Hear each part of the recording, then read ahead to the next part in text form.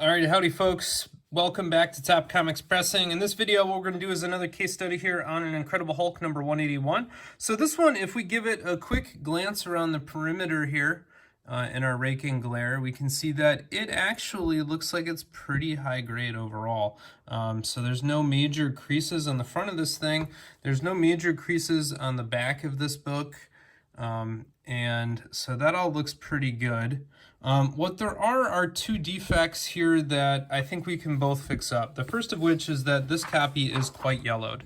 So if we compare that Hulk to the sheet of paper there, you can see that this is noticeably discolored. It is quite creamy.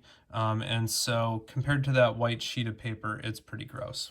The second of these is a defect that you probably saw when I did the perimeter, and that is a massive amount of foxing on the back cover, both up here, there's a patch over here, and there is just a lot down on the bottom. Now, unfortunately, the stuff on the bottom does go through more than one page here onto the interior. And so because of that, what we're gonna have to do is leave some on the back cover so that it's not obviously cover cleaned. And so we'll probably minimize the amount of overlays that we're going to do on this book. But in general, I think we can give this thing a heck of a dry clean and hopefully fix up some of that really, really deep yellowing. And if we minimize at least a few of these patches of foxing, hopefully we'll be able to impact the grade quite significantly and minimize the grade impact for the residual foxing. So this game plan on this book is going to be to jump in and do some light dry cleaning here. I actually gave the front a quick inspection and I didn't see any there. On the back cover, there's really only a little bit around the rear spine here. So I think that this book actually may have already been dry cleaned.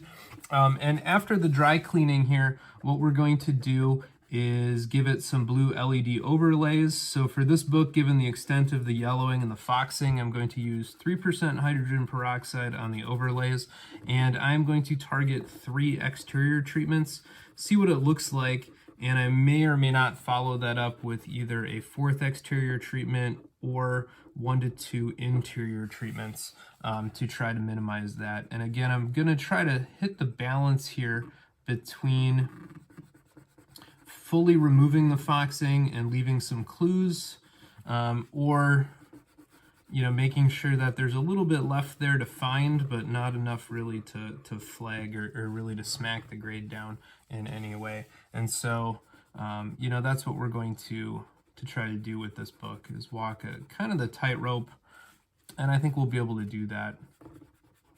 Yeah, just a little bit of really light crud here around the border. This is going to be one of the lightest and quickest dry cleans here that I've done in a very long time on a Hulk 181. Nothing too crazy. Again, be very careful at the corner to make sure you don't cause a tear or a snag. And again, I'm using this, my left hand as an anchor to put some pressure on the book just to stabilize it and make sure I'm not creating damage with that eraser. But I think that's going to be about it for the dry clean. And so, we're going to come back and use, I'll give that a wipe off here off camera. But in general here, we're going to use this as, our sheet of paper here is a pretty good color reference. You can just see exactly how dark that is on this copy. So let's go do our blue LED magic. And again, remember, if you're looking for info on the blue LED process, I encourage you to find my other videos describing how I make my light box, where I got my light box ideas from, and most of all, check out the book here that specifically calls out those bulbs and conditions. So with that, everybody, stay tuned, and let's see what this looks like after some light treatments.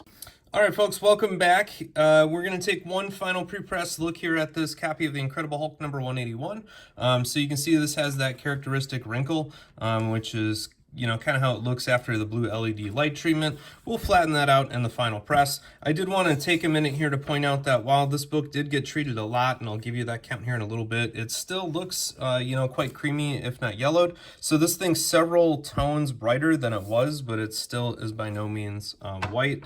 And I'm going to leave it here. Part of the reason I'm going to leave it here is this book now got a total of 5 blue LED light treatments on the front cover. And remember, each treatment is one hydrogen peroxide soaked overlay put over the book, and then it sits there for 2 hours. And so the front cover here was exposed to 10 hours of blue LED light. The back cover got 4 exterior treatments, and then I treated the interior cover for 3 treatments and 3 treatments here. So if you add those up, 5 plus 3 is 8, plus 3 is 11, plus 4 on the back cover is 15. So this thing was under the blue LED light for a total of 30 hours of exposure. So that's quite a bit already. And, you know, one thing that I really believe is you take what you can get on these books. And, you know, this is better than that really yellowed. So now it just kind of looks creamy. And this is, you know, a little bit dingier than maybe some Hulk 181s, but it's by no means a gross book. If you flip it on over here and look, we were able to really mitigate a lot of that foxing. So we had quite a bit up here, and we had a big patch over here, and that looks, you know, quite resolved. What's really impressive, I think, is the bottom here that had all of these really big loops. You know, you can kind of sort of maybe just see it right there, but for the most part, it looks like just one shadow line going across the bottom there. And that looks better on the interior as well. So, all in all, this one is quite improved. Now that yellowing that you get in the center here going out is from off-gassing, typically from either an adjacent comic book or the kind of crummy plastic that was used in the early days for bags. And I've had a really hard time fully removing that. And so you can see that here, it looks slightly more yellowed here than it does up on the edge. So that's a symptom of off-gassing. Very common for books of this era. And not much to do about it. So we're going to leave this one kind of as it is and call it a day. We'll give it a final press. We'll press it at 155 with the backer board in center at the staples. And then we will do a cardstock under the front cover, under the back cover, give that a squeeze for 15 minutes after some light humidity. And so that's what's in store for this book next. All right, everybody, one final look at this copy of The Incredible Hulk number 181 before we send it off. This book now is flat, and I captured some nice before and after pictures of it. It did not get as white as we might like or some of the other books we have, but I would say that that level of yellowing will not significantly or meaningfully affect the grade at CGC, and so I don't think that there's a reason to push this beyond the work that we already put into it, which again was quite substantial at about 30 total hours of blue LED. To me, this copy no longer looks super dingy and yellow and gross. To me, it looks like a slightly yellowed or slightly discolored comic from the early 1970s. So it looks fantastic for a comic of its age, and I think that that's where we're going to leave this one. So we're going to send this one home. Hopefully the owner will eventually share with us the final grade. In the meantime, just as a reminder here, when dealing with these slightly higher value books, what I tend to do is put that Silver Age Mylight into a Golden Age package, just like this.